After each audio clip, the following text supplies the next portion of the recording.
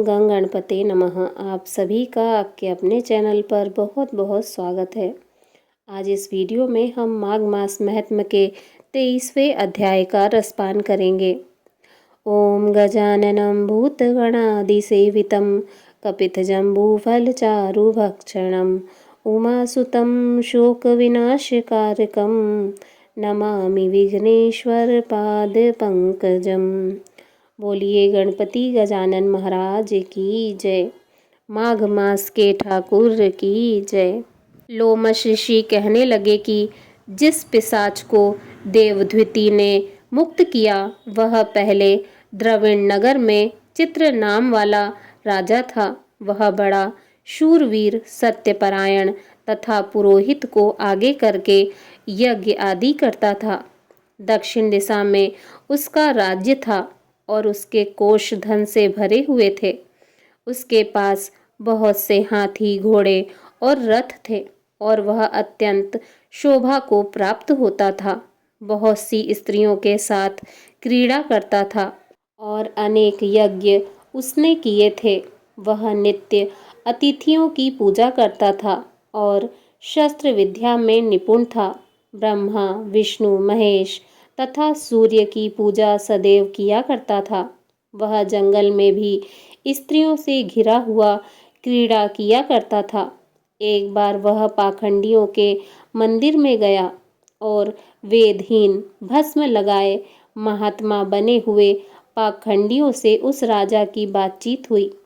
पाखंडियों ने कहा कि हे राजन, शैव धर्म की महिमा सुनो। इस धर्म के प्रभाव से मनुष्य पाप को काट कर मुक्त हो जाता है। सब वर्णों में शैव मत ही मुक्ति देने वाला है। शिव की आज्ञा के बिना दान, यज्ञ और तपों से कुछ नहीं बनता। शिव का सेवक होकर भस्म धारण करने, जटा रखने से ही मनुष्य मुक्त हो सकता है। जटा धारण करने तथा भस्म लेपन से ही मनुष्य शिव के समान हो जाता है। इसके बराबर कोई पुण्य नहीं है। जटा भस्म धारण किए हुए सभी योगी शिव के सदृश्य होते हैं। अंध, जड़, नपुंसक तथा मूर्ख सब जटा से ही पहचाने जाते हैं। शूद्र वर्ण के शैव भी पूजनीय हैं। विश्वामित्र क्षत्रिय होकर तप से ब्राह्मण हो गए। वाल्मीकि चोर होकर उत्तम ब्राह्मण हो गए। अतएव शिव पूजन में किसी बात का विचार नहीं है। तप से ही ब्रह्मत्व प्राप्त होता है, जन्म से नहीं। इस कारण शिव का दर्शन उत्तम है तथा शिव के सिवाय दूसरे देवता का पूजन न करें। शिव तपस्वी को विष्णु का त्याग करना चाहिए। विष्णु की मूर्ति का पूजन नहीं करना चाहिए। विष्णु के दर्शन से शिव का द्रोह उत्पन्न होता है और शिव के द्रोह से रौरवादी नरक मिलते हैं। इसी से भवसागर से पर होने के लिए विष्णु का नाम भी नहीं लेना चाहिए।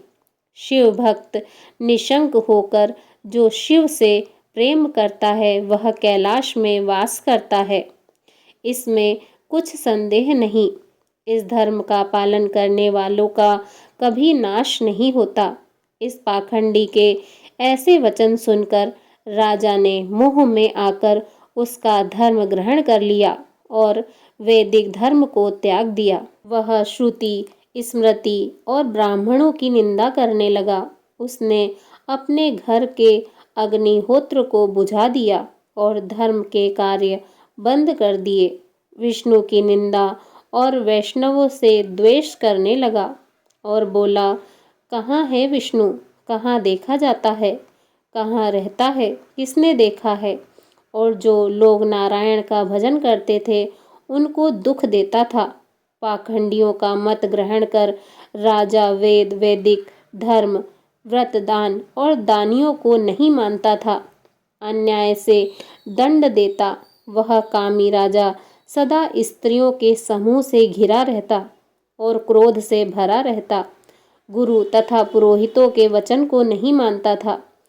पाखंडियों पर विश्वास करता हुआ उनको गांव, हाथी, घोड़े और सुवर्ण आदि देता था। उनके सब कार्य करता। भस्म धारण करता और मस्तक पर जटा रखता था, और जो कोई विष्णु का नाम लेता उसको मृत्यु का दंड दिया जाएगा, यह ढिंढोरा उसने पिटवा दिया था।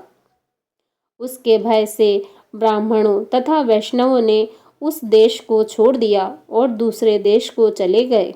सारे देशवासी केवल नदी के जल से जीते थे। जीविका से दुखी होकर वृक्ष आदि नहीं लगाते थे, न ही खेती बाड़ी करते थे। प्रजा अन्न के अभाव से गला सड़ा अन्न भी खा लेती थी। आचार विचार अग्नि क्रिया सबको छोड़कर काल रूप की तरह वह राजा शासन करता था। कुछ काल पश्चात उस राजा की मृत्यु हो गई और वैदिक रीति से उसकी क्रिया भी नहीं की गई। वह यमदूतों से अनेक प्रकार के दुख उठाता रहा। कहीं लोहे की कीलों पर से चलना पड़ा, कहीं जलते अंगारों पर चलना पड़ा। जहाँ सूर्य अति तीव्र था और न कोई छाया का वृक्ष था, कहीं लोहे के डंडों से पीटा गया, कहीं बड़े बड़े दांतों वाले भेड़ियों और कुत्तों से कटवाया गया। इस प्रकार दूसरे पापियों का हाहाकार सुनता हुआ वह राजा यमलोक में पहुंचा।